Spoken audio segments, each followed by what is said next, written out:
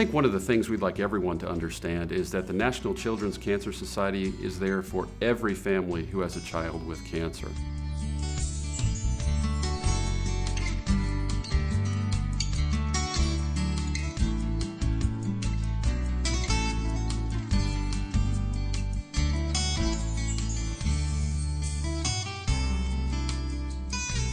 Yeah, I remember I was beginning to feel a little bit of a pain in my left leg, but I didn't think anything of it. I was a 14-year-old kid. It was no big deal. And then we finally, my mother noticed that I was limping, and we went to see a family friend who was a doctor in orthopedics, and he took some x-rays, and then he came into the room, and he just said, "Not good news. You've got a battle ahead of you." I was 17, and it was the summer before my senior year of high school. And it'd been about 9 months that I'd been sick, visited doctor after doctor. They couldn't seem to figure it out. And then finally got some blood work done and got the phone call that I had acute lymphocytic leukemia. In that office, cancer was the word on everyone's mind, but nobody said it. It was not mentioned once during the entire meeting, and I kept thinking about it. My parents kept thinking about it.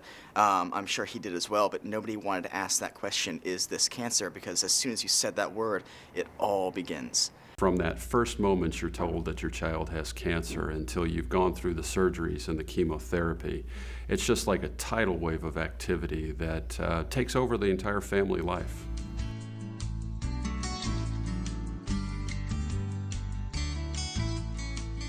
You know, when I got sick, it was like my entire family got sick. And I honestly couldn't tell you which is worse, to be the one who's ill or to be the parent of the one who's ill, and quite frankly, I would think it's the latter. I know it was really tough on my mom. She was with me every doctor's appointment, every time I was in the hospital. It brought us so much closer. She was really my best friend through the whole thing. Our daughter Amanda is a 3-time cancer survivor and has also had 2 liver transplants, so you can only imagine the surgeries, the activity, the financial burden, and everything that comes along with all of that.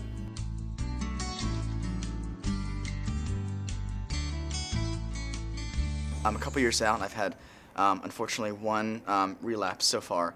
And with cancer, it's one of those things where it never really goes away. You know, I say that even if you are past that 5-year mark, you're cured, but you're always cured with quotes. School used to come so easy for me. I was, I'd never had to study, and I still did great. And now I really have to work a lot harder at it. A lot of the neurocognitive processing, it's a little bit, my thoughts are a little bit slower from the chemo, and I have to, put forth that extra effort. They have, their markers. You're every month for a while, and then you're every 3 months, and you're every 6, and then you're every 12. But with each one, they just go over the, the problem areas. For me, my cancer was in the bone, but its metastasis point is in the lungs, and so I always get the chest CTs. It's one of those things where if you can catch it and you have the opportunity to catch it, that's something that you need to take advantage of. When they look at me, they think, she's not sick. And it's also, I was in a wheelchair for about 9 months, and I had a physical therapist tell me that I would never walk again. And I was not having that. Programs like Beyond the Cure provide a means of both education and support for these cancer survivors, giving them resources so that they can put the pieces together and realize how the cancer therapy has impacted their lives, but also provide some solutions so that they can meet the challenges as they face in the future. We also have a website where you can put in the disease that you had and the treatments that were used that will help you understand what the side effects might be over your lifetime. In addition, there are other resources like their scholarship program that provides opportunities for childhood survivors to be able to move on to college education.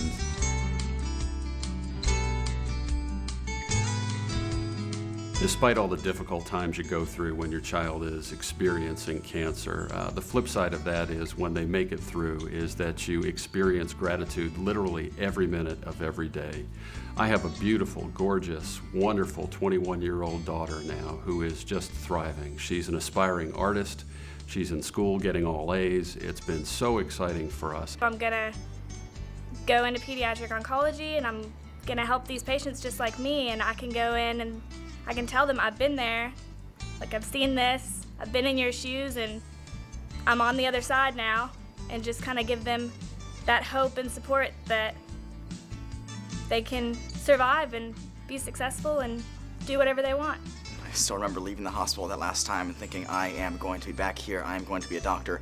And then as time went on, it seemed to me like that was just, it was a nice ending to the story. I would like to continue working towards this cause. I don't know what my role in it will be, but it's one of those things where I feel once it hits you once, you're part of a family and you're part of a community, and that's where you are.